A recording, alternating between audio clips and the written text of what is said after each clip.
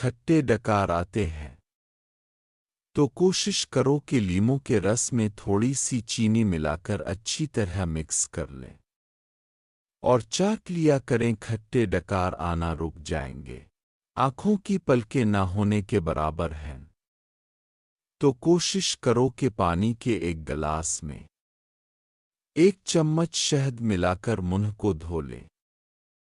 پلکیں لمبی ہونا شروع ہو جائے گی، ہاتھوں کے جوڑوں میں درد ہے، تو کوشش کرو کہ پانی میں ہلدی کو مکس کر کے گاڑھا پیسٹ بنا لیں اور جوڑوں پر لیپ کر دیں۔ درد کے لیے بہت مفید ہے۔ گلے میں سوزش کی وجہ سے درد ہو تو اجوائن کے پتوں کو چبایا کریں۔ درد اور سوزش کے لیے بہت مفید ہے۔ رات سونے سے پہلے پانی پینا صحت کے لیے بہت مفید ہے۔ جن لوگوں کا سانس پھولتا ہے انہیں چاہیے کہ بند گوبھی کھایا کریں، بہت فائدہ مند ہے۔ دل کے مریض افراد سیڑھیوں پر چڑھنے سے زیادہ پرہیز کیا کریں۔ ہاتھوں پر سرسوں کا تیل لگا کر سو جانے سے ہاتھوں پر کبھی خشکی نہیں ہوتی۔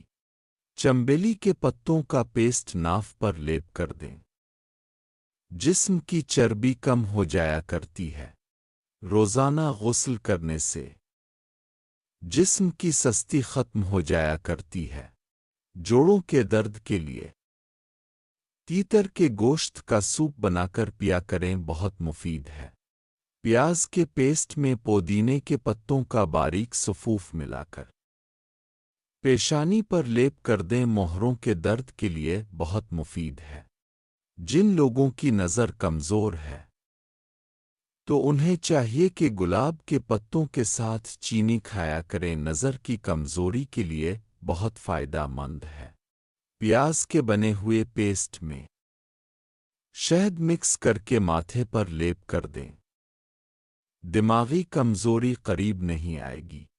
زیادہ ٹماٹر کھانے سے مثانے اور گردے میں پتھری کے ہونے کے اثرات بڑھ جایا کرتے ہیں، اس لیے کوشش کرو کہ ٹماٹر کا استعمال بہت کم کیا کریں۔ اگر دل میں درد ہے تو انگور کے رس میں ارق گلاب ملا کر پیا کریں، بہت مفید ہے۔